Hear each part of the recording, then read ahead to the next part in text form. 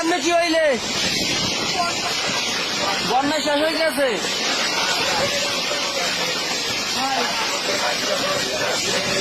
ভাঙ্গে পড়ে গেছে একা টোটালি হয়েছে